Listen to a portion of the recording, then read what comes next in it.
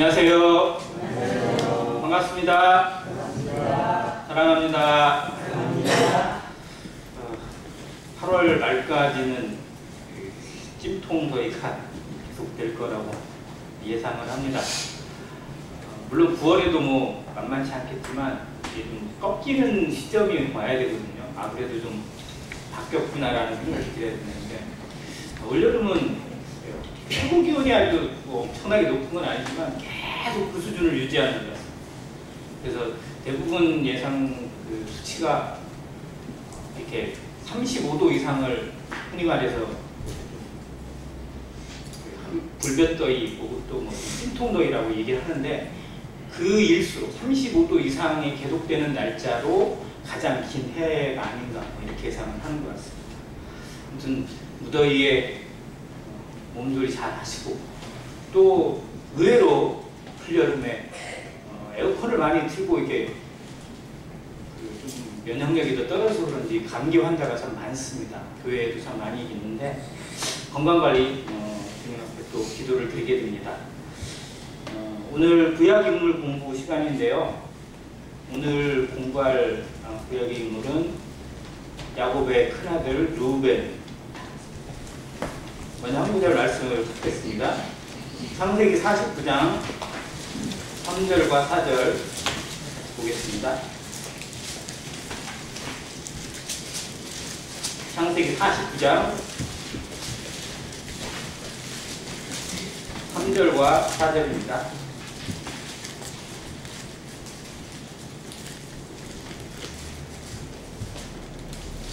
같이 읽겠습니다. 3절과 4절 시작. 르우벤아, 너는 내 장자요, 내 능력이요, 내 기력의 시작이라. 이분이 활동하고 권능이 탁월하다마는 우리의 끈 같았으니 너는 탁월하지 못하리니 내가 아버지의 침상에 올라 더럽혔음이로다. 그가 내 침상에 올랐었도다.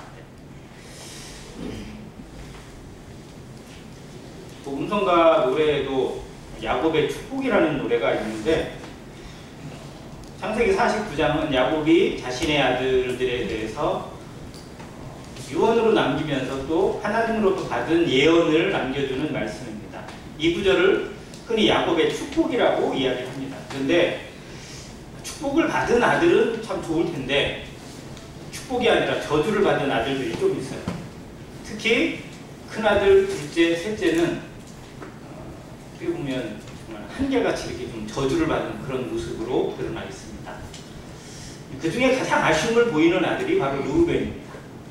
3절에서는 르우벤에 대해서 이렇게 좋은 면을 또 이렇게 지적해주고 있고, 그가 큰아들로서, 장자로서 어떠한 역할을, 어떠한 모습, 또 어떠한 기대치를 가지고 있는지를 보여주는데, 4절에 가면 모든 걸 다 잃어버리고 정말 용두사미가 되고, 아니 그보다 훨씬 더 심한 모습으로 떨어지게 되는 것을 예언해주고 있습니다. 그리고 그 결과가, 그 원인이 뭐냐면 바로 아비의 침상을 더럽힌 죄에 대해서 지적해주고 있습니다. 우리가 너무 잘 아는 르우벤의 모습이긴 한데, 그의 삶에 나타나는 단면들을 통해서 혹 우리의 모습 속에 이런 르우벤과 같은 그런 무질서한 모습은 없는지, 혹은 르우벤의 장점이나 이런 모습은 어떠한 면이 있었는지, 그리고 르우벤을 통해서 우리가 교훈받을 수 있는 내용은 어떤 것인지를 생각해 보고자 합니다. 12아들 가운데 첫 아들로, 큰 아들로 태어났습니다.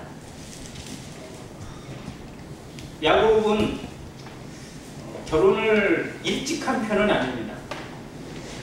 왜냐하면 집에서 형하고 이렇게 좀 장자권을 얻기 위해서 시기도 하고 속임수도 쓰고, 그러다가 아버지 눈이 먼 거를 이용해서 형과 아버지를 속이고 어머니와 작당을 해서 축복을 가로챕니다.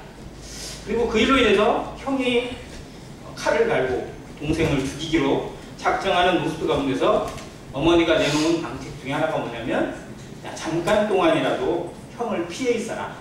내가 외삼촌 쪽에다가 내 오빠한테 얘기를 해놓을 테니까 거기 가서 잠깐 피신했다가 형이 화가 누그러지면 돌아와라. 원래 어머니의 계획은 20년 동안 가 있는 게 아니었어요. 그러니까 소나기는 피하라고, 정말 지금 있으면 집에 풍파가 날지 모르니까 잠시 피해 있거라. 내가 조만간 연락을 해서 오게 하겠다라는 계획이었습니다. 이제 사람이 계획한다고 마음대로 되지 않고 그 모든 섭리 가운데 하나님의 역사가 있고 하나님의 주관하심이 있음을 보게 됩니다.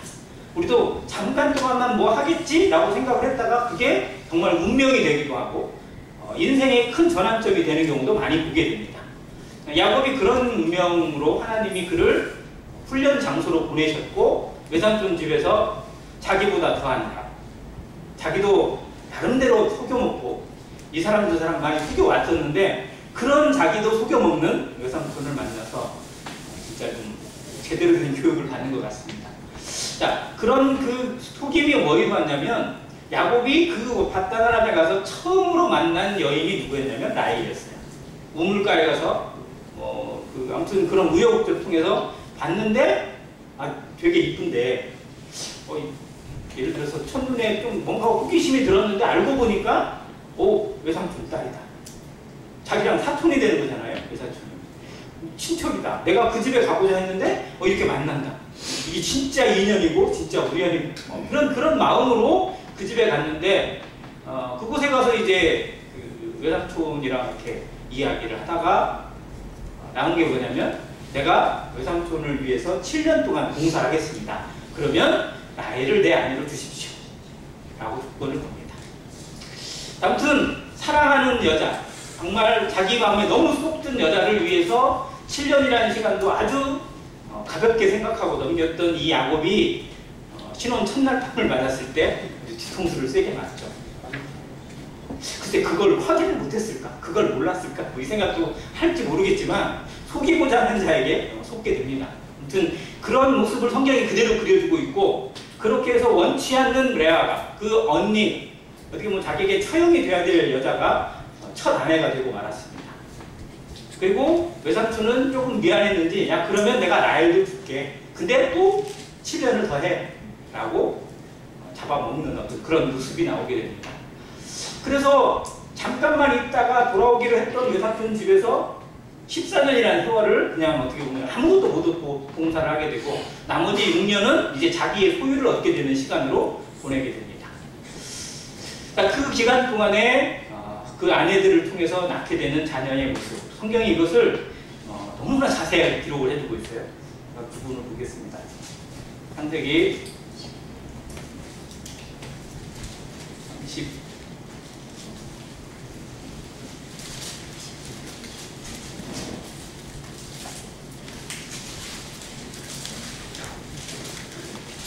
30장, 29장부터 나오는데요.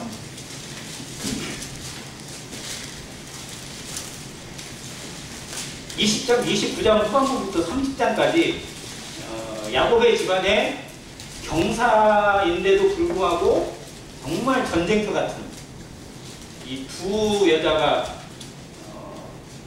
또 이제 언니 동생 하던 사이가 한 남자를 두고 시기와 경쟁을 일삼으면서 아들을 낳기 위해서 또 자녀를 낳기 위해서 싸우고 있는 모습들을 그려주고 있고 그런데 이 모든 것도 역시 하나님의 섭리 가운데 이스라엘의 12지파를 이루어가는 하나님의 계획 속에 나타나고 있습니다. 29장 32절을 보겠습니다. 먼저 31절부터 볼게요. 여호와께서 레아가 사랑받지 못함을 보시고 그의 태를 여섰으나 라헬은 자녀가 없었더라. 태를 누가 여섰다고요? 여호와께서 여섰어요. 자, 아들을 낳게 하는 거는 남편이에요? 하나님이에요? 하나님이에요, 원래? 원래는 남편이죠. 그러잖아요. 남편이 아들을 낳게 해주고 자녀를 낳게 하는 거죠. 그런데 레아는 남편의 사랑을 전혀 받지 못했어요.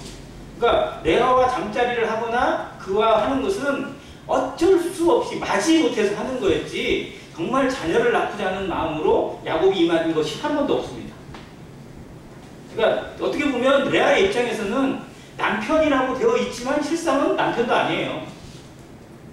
마음은 딴 데 가 있고 온통 마음은 자기 여동생, 자기 동생한테 가 있는데 의무감으로 해서 자신과 지금 같은 잠자리를 하고 있는 남자를 볼 때 레아의 입장에서는 좀 이뻐 보일까요? 아무리 그 남자가 멋있고 아무리 그 남자가 잘생겼다 하더라도 자기한테 마음을 두지 않고 딴 여자를 마음에 두고 있고 지금 밤에 잠은 나랑 같이 자고 있다. 그러면 이쁠까요? 사랑스러울까요? 정말 레아 입장에서 생각해보면 왜 내 인생이 이렇게 됐을까? 왜 내가 이렇게 됐을까라는 생각이 얼마나 많았을까? 아버지를 원망하는 마음이 얼마나 많았을까? 왜 내가 원치도 않았는데 이 남자에게 나를 넣었을까? 왜 나에게 이 남자의 아내로 두었을까? 그리고 이 남자는 왜 나를 이렇게 천대하고 무시할까? 뭐 이런 생각이 얼마나 많았을까? 그래서 한편에서 보면 레아가 가장 불쌍한 것 같아요. 이 집에서. 그런데 누가 하나님 이걸 긍휼히 여기냐면 하나님께서 이 레아를 긍휼히 여겼어요. 그러면 레아는 하나님을 제대로 알지 못하는 그 집안 가운데서 그의 외삼촌 라반은 하나님에 대해서 듣긴 했어요. 왜냐하면 그의 아버지 때로부터 하나님에 대한 이야기. 왜? 아버지나 할아버지가 그 하나님과 연결성을 가지고 있기 때문에 또 아브라함의 이야기도 들었을 것이고 또 아브라함이 그 라반과 그 위에 있던 그 집에 리브가를 아내로 얻기 위해서 종을 보내서 데려갔었잖아요. 그때 이 라반은 거기에 있었던 당사자였고 그래서 그 종을 통해서 하나님에 대해서 아브라함에 대해서 그리고 그 신앙에 대해서 정말 알고 있었던 그런 사람이었기 때문에 그 집이 경건하게 믿는 집안은 아니었어도 하나님에 대해서는 알고 있는 집안이었습니다. 그런데 그 가운데 레아는 하나님에 대한 신앙이 가장 독실한 그런 모습이었다고 저는 여겨져요. 다 관심도 못 받고 어떻게 보면 동생한테 치기나 하고 아버지도 중하게 여기지 않았던 그래서 자기 소유를 늘리는 도구로만 생각하고 어떻게든 이 복덩어리인 야곱을 더 붙잡아주기 위한 수단으로 자기 딸까지도 이어있는 이 무장한 아버지 밑에서 참 많은 괴로움도 겪었을 것 같은데 그런데 자신을 아껴주지 않고 사랑해주지 않는 남편에게 어떻게 보면 자녀를 낳으면서 하나님을 바라보는 신앙이 그대로 고스란히 드러나 있습니다. 이것이 하나님이 그의 태를 여시고 그를 긍휼히 여기신 이유라고 생각이 되어집니다. 여호와께서 레아를 긍휼을 여시고 태를 여셨습니다. 32절 레아가 임신하여 아들을 낳고 그 이름을 뭐라고 한다고요? 르우벤이라고 합니다. 자, 그런데 그 뜻이 뭐냐면 여호와께서 권고하신다라는 뜻입니다. 누가? 여호와께서 나를 권고하신다. 남편이 나를 아껴주지 않아도 동생이 나를 무시해도 아버지가 나를 이렇게 비참하게 대해도 나는 누구에게? 하나님에게 의지한다라는 신앙이 담겨있는 이름이 르우벤입니다. 잘 알려지진 않은 노래인데요. 한번 검색해서 찾아보세요. 레아의 노래, 레아의 고백인가? 레아의 노래라는 그런 복음성가 하나 있어요. 가사가 아주 재밌습니다. 이 심정을 그대로 담고 있는 가사가 있더라고요. 들으면서 좀 그럴싸하다라는 생각이 들었었는데 아무튼 르우벤을 첫째로 낳습니다. 그런데 이게 동생을 향한 복수심도 전혀 없고요. 남편을 향한 어떤 그런 바램도 없어요. 오직 자신의 신앙은 하나님께만 있다는 걸 드러내고 있는 이름이 르우벤입니다. 여호와께서 나를 권고하신다. 나는 됐다. 하나님이 내 편이니까 하나님이 나를 이루해 주시니까 누구가 나에게 도움이 되지 않아도 나는 괜찮다라는 그런 마음이 담겨져 있습니다. 그래서 참 신앙인의 모습을 담고 있는 이름입니다. 그리고 둘째 시몬을 낳고 세 번째 레이를 낳아요. 그 이름도 마찬가지입니다. 시몬이라는 이름은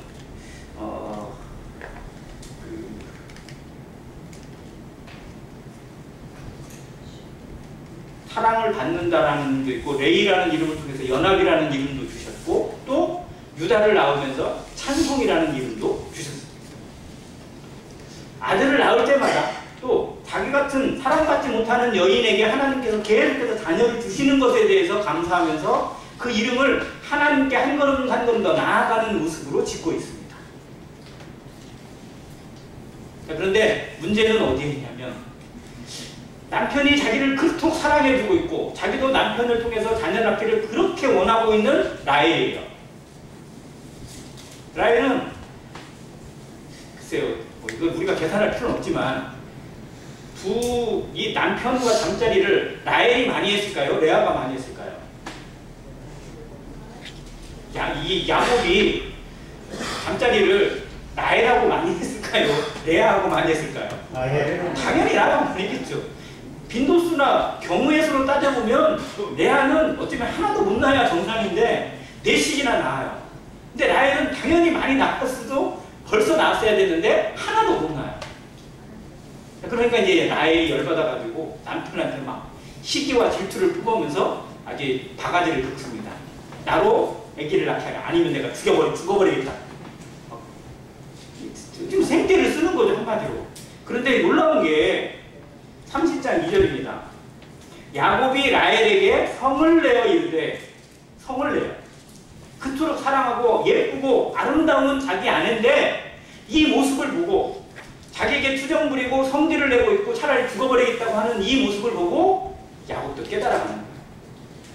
이건 내가 하는 게 아니다. 누가 하시는 거다? 하나님이 하시는 거다. 내 가정은 하나님이 만드시고 하나님이 이루어 가시는 거다. 내 인생은 하나님이 책임지시는 거고 내 주변의 모든 일들도 하나님의 주관하심에 있다는 걸 점점 알아가요. 그래서 얘기합니다. 그대를 임신하지 못하게 하시는 이는 하나님이시니 내가 하나님을 대신하겠느냐라고 말합니다. 하나님이 철저히 맡고 계시다는 걸 알고 있고 정말 긍휼을 베푸셔서 레아의 태를 여신 것을 알고 있어요. 그래서 레아를 대하는 마음이나 그를 존중하는 것이 야곱에게 점점 늘어나게 됩니다. 아무튼 그런 와중에 낳은 아들이 르우벤이고 그런 의미에서 보면 사랑받지 못했던 자기가 사랑하지 않았던 여인에게서 낳은 아들이기 때문에 무시한 게 아니라 정말 자기 인생에 가장 큰 기대를 걸 만한 아들로 르우벤을 생각합니다. 그래서 기력의 시작이에요. 자기 인생에 어떻게 보면 가장 중요한 포인트가 될 만한 아들이기도 하고 그리고 장자잖아요. 아무튼 그런 면이 야곱에게 기대주가 됩니다. 자, 그러면 이 르우벤이 장성하는 과정 가운데 이 집에 있었던 일들을 조금만 그려보면요. 자, 라헬이 아무리 애를 써도 아기를 못 낳으니까 이제 어떻게 합니까? 야, 그러면 나는 안 되니까 내 여종이랑 공침을 해서 아들을 낳아. 그러면 내가 그 아들을 내 아들 삼겠다. 라고 해서 자기 여종 비라를 첩으로 줍니다. 그래서 거기에서 낳은 아들이 누구예요? 단입니다. 단. 그래서 단이라는 아들이 중요한 거예요. 단이 태어나게 된 배경입니다. 라헬이 극도로 정말 스트레스가 너무 극에 달해가지고 이 죽기 아니면 살기로 방법을 찾아내서 자기의 여종을 통해서 낳은 아들 그리고 그 이름을 단이라고 지었어요. 단이라는 이름의 뜻이 뭐라고요? 보복하다라는 뜻이에요. 신원하다라는 거예요. 내 억울함을 풀었다는 거예요. 내 억울함을 갚아줬다라는 거예요. 그래서 단은 복수를 의미합니다. 누구한테 복수하는 거예요? 언니한테 한번 먹였다라는 거예요. 자, 근데 레아는 동생한테 복수하는 마음이 있었어요? 없었어요. 오직 하나님만 바라보고 있었어요. 그래서 이 외모로 보면 라헬이 훨씬 더 아름답고 또 남자들이 볼 때는 더 마음이 가고 눈이 가는 여인일지 모르겠지만 그러나 성품과 인격으로 살펴보면 라헬은 감정대로 산 사람이고요. 레아는 신앙으로 산 사람. 자, 나중에 아브라함이 자기 아내 사라를 위해서 무덤을 사죠. 이게 막벨라 굴입니다. 지금 헤브론에 가면 가장 유명한 유적 중에 하나예요. 지금은 그때는 굴이었지만 지금은 엄청난 기념관이 되어 있습니다. 자, 그곳에 아내들은 하나씩밖에 안 들어가 있어요. 야곱은 아내가 4이나 있었지만 한 명만 거기에 들어가 있어요. 누가 들어가 있어요? 레아가 들어가 있어요. 이것이 하나님의 섭리인 것 같아요. 자, 그런 것을 야곱도 깨달았게 되었고 그래서 자기의 아내 라헬은 그냥 베들레헴 가는 길에 그냥 묻어버렸어요. 그게 베들레헴 에브라시라고 부릅니다. 아무튼 그렇게 묻었고 레아가 정말 그 묘지에 어떻게 보면 제 정실 부인으로 이렇게 들어가게 되는 모습을 성경이 그려주고 있습니다. 그래서 외모나 어떤 그런 뛰어난 그런 것들 자체가 중요한 게 아니고 정말 그 안에 있는 심령으로 하나님을 바라보고 하나님의 마음을 닮아가고 하나님을 찾는 마음이 정말 성도에게 중요하다. 그건 반드시 보상을 받고 하나님께서 복을 주신다는 걸 레아를 통해서 한번 생각해 볼 수 있습니다. 자, 그러면 그렇게 경쟁하는 관계 속에서 단을 낳았어요. 단을 낳고 또 아들을 또 하나 낳았어요. 두 번째 아들을 낳고 그 이름을 납달리라고 짓습니다. 내가 싸워서 이겼다는 거예요. 이 숫자로 따지면 4대2밖에 안 되는데 자기 딴에는 이긴 것 같아요. 자, 그러니까 레아도 이게 심상치 않네? 그러면서 자기도 여종을 줘서 실바라는 여종을 줘서 다시 아들을 낳은 것이 갓과 아셀입니다. 근데 갓이라는 이름도 아셀이라는 이름도 다 여호와를 찬양하는 이름. 그러니까 레아는 낳은 자녀들마다 정말 하나님을 찬양하고 하나님께 나아가고 한 발짝 한 발짝도 하나님의 보좌 앞으로 걸어가는 신앙을 담고 있어요. 자, 그런데 그 와중에 이 루벤은 장성합니다. 큰아들이니까 아무래도 컸어요. 그래도 제 생각에는 기껏해야 10대 어느 정도, 글쎄 여기로 따져보면 도윤이 정도의 나이나 조금 더 먹었거나 많아봐야 그 정도밖에 안 될 것 같아요. 왜냐면 밑에 동생들 한 6명, 7명 정도 있으면 그때는 지금 뭐 경쟁같이 나타보니까 2, 3년 터울도 아니고 막 연년생도 많을 겁니다. 자, 그런데 르우벤이 어머니를 생각하는 마음이 좀 남달랐던 아들인 것 같아요. 들에 나갔다가 뭔가를 하나 구했어요. 얻었어요. 이게 뭐였냐면 합판채라고 하는 식물입니다. 근데 이 식물은 우리나라에서 얘기하면 도라지급 정도 되는데 좀 큰 도라지 같아요. 근데 이 모양이, 뿌리 모양이 아기 모양, 사람 모양으로 되어 있어요. 그래서 이걸 먹으면 뭘 낳는다? 아들을 낳는다 라고 알려져 있는 그런 식물이에요. 그러니까 여성들에게 있어서는 정말 어떻게 보면 최고의, 산삼보다 더 좋은 그런 거죠.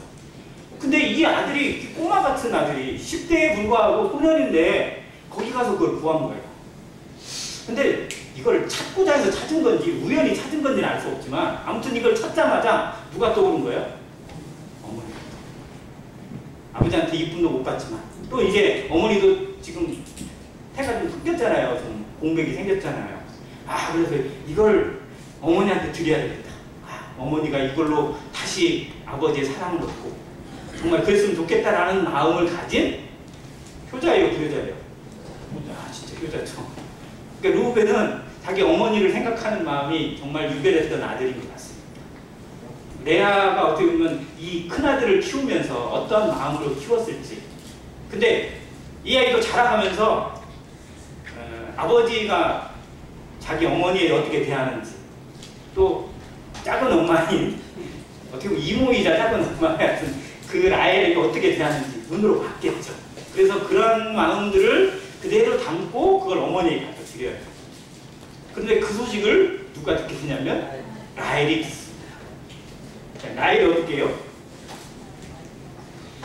15절 아니 14절에 보니까 일 거둘 때 르우벤이 나가서 들에서 합판새를 얻어 그의 어머니 레아에게 드렸더니 라헬이 레아에게 이르되 언니의 아들의 합판채를 뭐 한다고요? 청구하노라 라고요. 이게 뭔 지냐면요, 내놔! 라는 거예요. 내놔.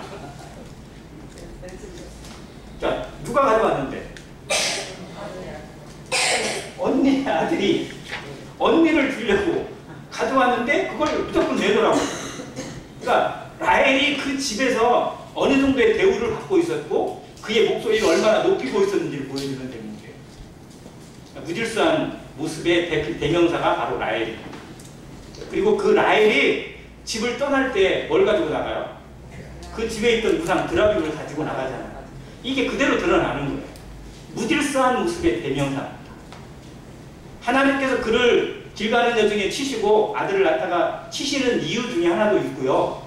실상은 어떻게 보면 외모나 어떤 그러한 모습에 있어서는 탁월했을지 모르지만 정말로 야곱의 발목을 잡을 수밖에 없는 그런 여인이 라헬이었어요. 질서가 없어요. 어떻게 보면. 적어도 자기한테 언니고 자기 남편의 위치로 따져봐도 자기가 둘째지 자기가 첫째는 아니잖아요. 어떻게든. 근데 자기가 더 사랑받는다는 이유로, 그리고 자기가 집에서 더 이쁘다는 이유로 목소리를 높이고 있는 이 라헬의 모습은 언니가 봐도 정말 가관이고 야곱이 볼 때도 정말 가관이에요. 자, 그런데 이것에 대해서 레아가 어떻게 보면 야, 내 아들이 가졌는데 이걸 네가 남편도 네 맘대로 하더니 이제 이것까지 가져가려고 하느냐 그랬더니 아 그러면 오늘 밤에 남편이 언니와 동침을 남편을 빌려줄게. 이 한마디로 여의천하예요. 여기가 이 집이 지금 자기 손에 모든 게 달려있는 것 같아요. 자, 그런데 이 집을 저는 어떤 생각이 들었냐면요, 라반이 제대로 지켜가는 것도 아니고 야곱이 지켜가고 있는 집이에요. 하나님께서 야곱을 그 집에 보내셔서, 그리고 그 집에 정말 내면적인 기둥은 이 레아가 지켜가고 있더라고요. 아무튼 그런 모습 속에서 우여곡절 끝에 야곱과 다시 동침을 했는데 또 하나님께서 그의 태를 여셔가지고 또 그와 같은 아들을 낳습니다. 그렇게 낳은 아들이 이사갈, 스불론, 그게 2명을 낳아요.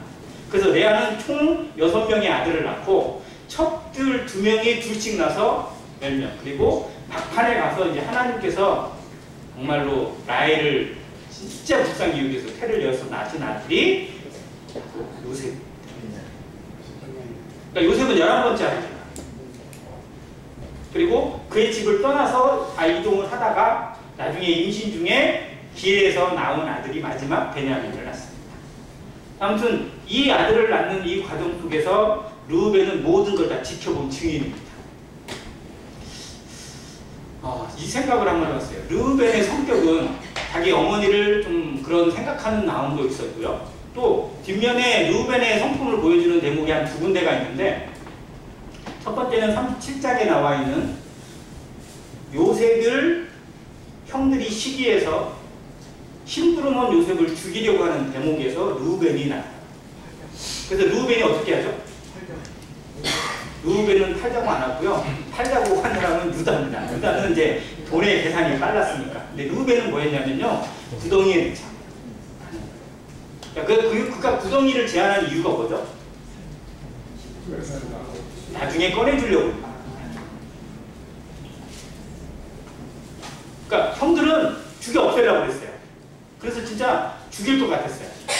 근데 정말 동생을 죽이면 안 된다.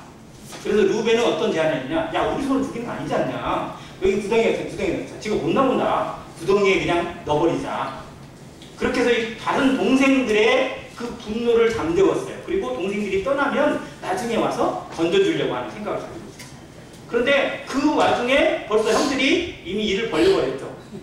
유다가 나서서, 야, 여기다 놔둬봐야 이게 누가 건져주면 또 어떻게 될지 모르고 우리만 괜히 덤태기 쓸 수 있으니까 차라리 팔아버리자. 그래서 길 가는 상인들한테, 이스마엘 상인들한테 은 20에 팔아버려요. 그래서 동생도 처리하고 돈도 벌고, 그리고 동생이 죽었다는 걸 하기 위해서 양 한 마리를 죽여서 그 옷에다가 이렇게 피를 묻혀가지고 아버지에게 갖다 주는 거죠. 그러나 르우벤은, 자, 야곱이 요셉에게 채색옷을 입혔다는 건 마음속에 야곱이 생각하는 장자가 누구예요? 야곱이 마음으로 생각하는 장자 요셉이에요. 그래서 채색옷을 입혔어요. 실제로 몇 번째 나왔는데? 11번째인데 순서로 따져도 한참 끄머리인데, 그런 아들을, 그런 동생을 장자로 삼고 감시하게 하고 뭐 이런 일들을 하고 있어요. 그럼 형들이 당연히 시기할 수밖에 없죠. 그러면 누가 제일 시기해야 맞아요? 르우벤이 제일 시기해야죠. 왜? 진짜 장자니까. 그러니까 자기의 자리를 빼앗는 사람이 동생 요셉이에요. 누구보다도 싫어야 되고 누구보다도 미워야 되는 사람이 르우벤이에요. 그런데 르우벤은 그런 마음으로 행동하지 않아요. 오히려 그 일에 더 앞장선 사람이 바로 시몬과 레위. 그들의 성격 자체가 있다는 거예요. 잔해하는 탈기, 잔해하는 기계였거든요. 그냥 눈에 거슬리면 무조건 처리하고 보는 성격들이었어요. 아무튼 그런 모습에서 보면 르우벤은 감정대로 사는 사람도 아니었고, 또 어떻게 보면 상당히 온유한 모습을 가지고도 있습니다.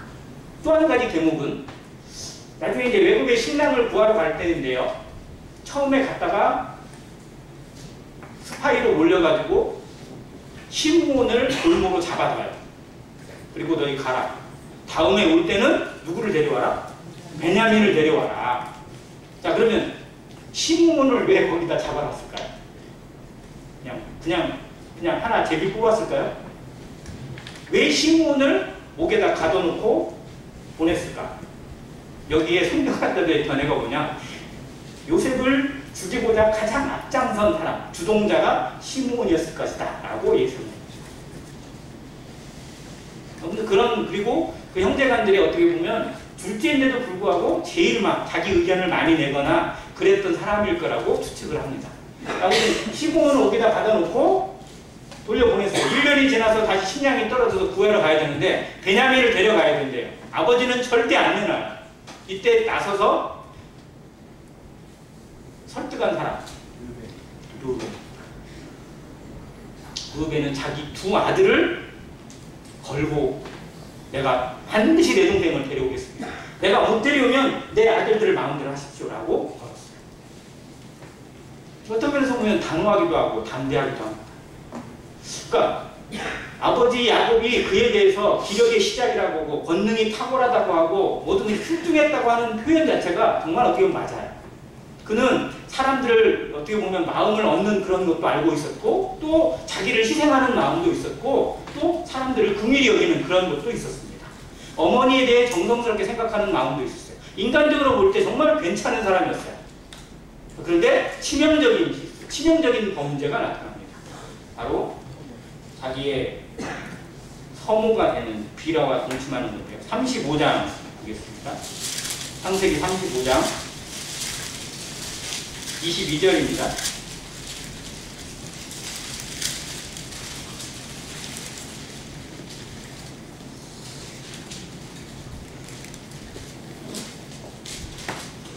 이스라엘이 그 땅에 거주할 때에 르우벤이 가서 그 아버지의 첩 빌하와 동침함에 이스라엘이 이를 들었더라.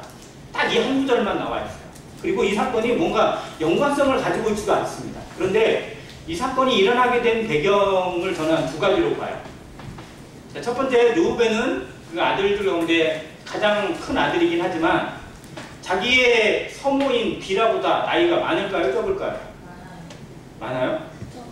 당연히 적죠. 왜냐하면 르우벤이 태어나고 둘째, 셋째, 넷째가 태어났을 때 라헬이 내 첫 비라하고 동침을 해서 아들을 낳으라고 했어요. 그러면 르우벤은 아무리 자기가 일찍 자랐어도 자기의 서모보다 훨씬 더 나이가 어릴 수밖에 없습니다. 적어도 10년 이상 어려요.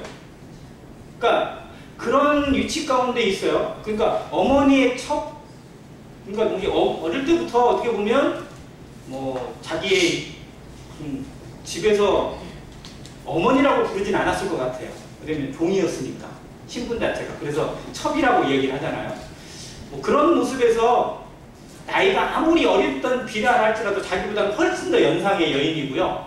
또 아버지와 이미 결혼 관계를 계속 자녀를 낳고 자기의 형제가 거기에 있어요. 자, 그런 면에서 보면 절대 넘어설 수 없는 선인데 왜 이렇게 넘게 되었을까? 저는 두 가지로 보는 게, 첫 번째는 아버지에 대한 복수심이라고 첫 번째 얘기했어요. 자기 어머니를 끝까지 무시하고 어떻게 보면 존중하지 않는 아버지에 대한 어떤 보복심이 이러한 모습으로 표출될 가능성이 있다. 두 번째는 라헬이 죽었어요. 이 앞부분에 바로 라헬이 아기를 낳다가 죽습니다. 길을 가는 여정이었어요. 집에서 나와서 어디 돌아다니다가 결국은 상당한 시간이 지난 다음에 베냐민을 임신해서 베냐민을 낳다가 결국 라헬이 죽습니다. 그리고 그를 계속 그 시체를 데려갈 수 없기 때문에 그곳에 장사를 지냈어요. 그곳이 베들레헴 에브라시라고 19절에 나와 있습니다. 자, 19절에 나와 있고 그 다음에 20절, 21절에 보면 이스라엘이 다시 길을 떠나 에델 망대를 지나 장막을 쳤더라. 라헬이 죽고 나니까 라헬의 종이었던 비라는 어떻게 보면 자유의 여인이 있어요. 그러니까 아버지의 첩이긴 하지만 자기 작은 어머니의 종이었잖아요. 그 집안에 어떻게 묶여있는 어머니, 작은 어머니의 어떻게 보면 감시를 받거나 뭐 그런 모습이었는데 그 어머니가 죽고 나서 집안이 좀 약간 혼란스러운 틈에 자유의 여인이 된 비라와 이 통정을 나누는 모습. 이게 뭐 성경이 다대로 그려지는 않지만 아버지에 대한 서운한 마음과 그 집의 어지러움을 틈타서 자기의 육정을 앞세우는 그런 모습. 또 그만큼 르우벤도 어느 정도 장성한 청년의 모습이었을 것이다. 비라의 입장에서는 정확히 뭐 이해는 할 수 없습니다. 그런데 그 일이 개인적인 감정이나 자기의 어떤 정욕이나 이런 부분에서 나타났다 할지라도 하나님 앞에서는 절대 있을 수 없는 범죄였고 아버지를 철저히 무시한, 즉 선을 넘어도 넘는 범죄였습니다. 한 번의 실수가 어떻게 보면 뭐 당연히 용납이 돼야 되고 뭔가 했었지만 절대 용납이 되지 않는 죄가 바로 이 간음죄였습니다. 이런 모습을 르우벤이 저질렀어요. 다른 모습에서 르우벤의 모습은 다 그럴싸하게 보기 좋습니다. 정말 괜찮은 것 같아요. 그런데 이 치명적인 범죄 하나를 위해서 그는 아버지 옆에 저주를 받게 됩니다. 그리고 너는 탁월치 못하게 될 것이고 너는 그 모든 기력을 잃게 될 것이라고 합니다. 그리고 야곱이 자기 침상에 오른 것을 2번이나 반복을 했죠. 그가 내 침상에 올랐을 도다라고 확실하게 도장을 찍어버립니다. 그의 죄가 성경에 거듭해서 기록되어 있는 그 모습 자체가 뭐냐면 하나님께서 그것을 얼마나 무겁게 여기시는지를 보여주는 대목이에요. 그런 걸로 인해서 르우벤은 정말 모든 것을 잃어버릴 수밖에 없는 위치가 됩니다. 그런데 전에 한번 살펴봤던 것 중에 시므온과 레이가 있어요. 두 사람에 대해서는 야곱이 동시에 예언을 합니다. 두 사람을 짝을 져서. 왜? 그 사람은 같이 움직였던 것 같아요. 서로 짝짝꿍이 맞아서. 그래서 같이 예언을 했고 같이 저주를 받아요. 그런데 결과는 시므온은 정말 유명무실해지는 그런 지파였지만 레이 지파는 반대가 됐어요. 그 전환점이 있잖아요. 그런데 르우벤은 그러면 어떻게 됐을까? 나중에 우리가 민수기를 봅니다. 민수기에 보면 이스라엘의 12지파를 다 계수를 하는 대목이 나와요. 그래서 민수기예요. 영어로 넘버스라고 되어 있습니다. 첫 번째 계수하는 건 출애굽을 한 이후에 바로 인구조사를 합니다. 20세 이상으로 싸움에 나갈 만한 수를 쭉 계산하는데 물론 가장 많은 숫자를 가지고 있던 지파는 유다 지파였어요. 7만 명이 넘는. 그런데 그 중에 4명의 지파가 선두 그룹, 즉 리더의 역할을 맡습니다. 그래서 하나의 어떻게 보면 그룹을 형성하게 되는데 그래서 유다 진이라고 하고 르우벤 진이라고 하고 에브라임 진이라고 하고 단 진이라고 합니다.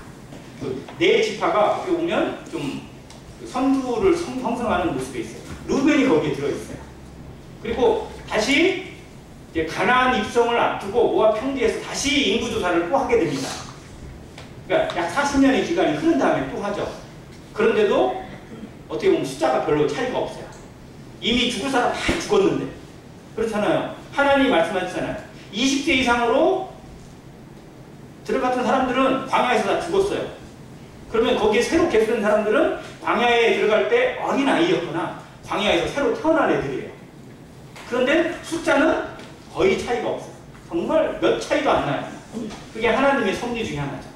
다 죽어 없어져야 되는데, 다 사라져야 되는데 새로운 백성, 새로운 민족을 일으키셔서 다시 들어가게 하고, 그리고 르우벤 지파도 역시 그 숫자를 그대로 유지하고 리더 역할을 합니다.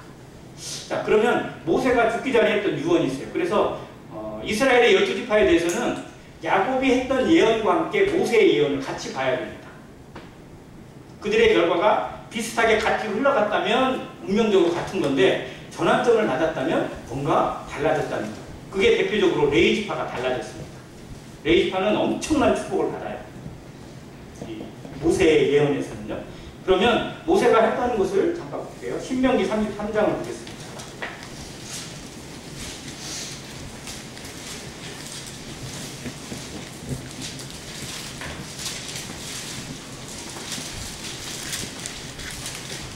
흔히 모세의 축복이라고 부르는데요.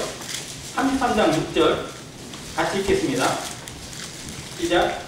르우벤은 죽지 아니하고 살기를 원하며 그 사람 수가 적지 아니하기를 원하나이다. 이걸 완전한 축복이라고 하기는 뭐하지만 근데 회복을 기도하고 있고요. 하나님 앞에 회복을 바라고 있습니다. 그리고 르우벤 지파는 없어지지 않습니다. 그 명령을 그대로 지켜가고요. 그게 이루어져요. 그래서 르우벤의 그 후손들이 광야에서 더 솔선수범하고 했던 모습이었을 것이다 라고 추측을 합니다. 물론 르우벤 지파의 반역자들도 있어요. 고라가 반역을 일으킬 때 르우벤 지파에서 두 명이 같이 동족을 합니다. 다단과 아비람이라는 사람이에요. 그러니까 르우벤 지파의 어떻게 보면 지도자급이라고 하는 사람들 중에 그런 모습도 없지 않아 있었어요.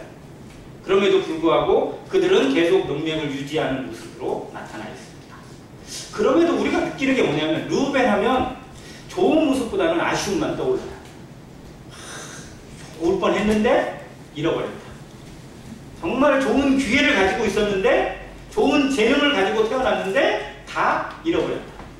우리 성도들에게 어떻게 적용되냐면요. 하나님이 주신 은사를 활용하지 못한 사람이라고 적용돼요. 어떤 형제님이 저한테 그 얘기를 한번 개인적으로 하신 적이 있어요. 잃어버린 은사. 물론 은사를 잃어버리진 않습니다. 근데 은사의 활용을 잃어버릴 수는 있어요. 우리가 하나님으로부터 부여받은 것들이 참 많습니다. 하나님이 우리를 택하셔서 정말로 엄청난 것들을 부여하시고 엄청난 재능과 기회와 능력들을 성령의 권능을 주셨어요. 그럼에도 불구하고 그것을 자기의 것으로 또 자기 욕심이나 자기 생각에 갇혀서 그걸 상실하거나 영향력을 잃어버리거나 혹은 땅에 묻어둔 경우가 참 많습니다. 그 수는 유지될지 모르지만 그 구원이 취소되지 않지만 그 이름이 그대로 기록은 되겠지만 영향력을 잃어버릴 수 있어요. 그게 르우벤이 우리에게 주는 교훈입니다. 성도의 삶에서 정말 나는 하나님 앞에 어떠한 영향력을 가지고 하나님 앞에 어떠한 면류관을 받고 어떠한 상급과 칭찬을 받을 모습인지 혹 나의 실수나 나의 생각과 고집으로 인해서 그 영향력을 상실하고 그걸 묻어둔 채 하나님 앞에 부끄러운 이름으로 서게 되는 것은 아닌지 두려움이 있습니다. 그래서 르우벤을 통해서 정말 그런 모습을 한번 생각해보고 정말 우리의 신앙이 하나님 앞에 어떻게 평가받을 것인지 하나님은 나를 어떻게 바라보고 계시는지 사람이 보는 기준이 아니라 하나님께서 어떻게 보고 계신지를 점검하는 그런 신앙의 아름다운 점검이 이루어지기를 간절히 바랍니다. 이상입니다.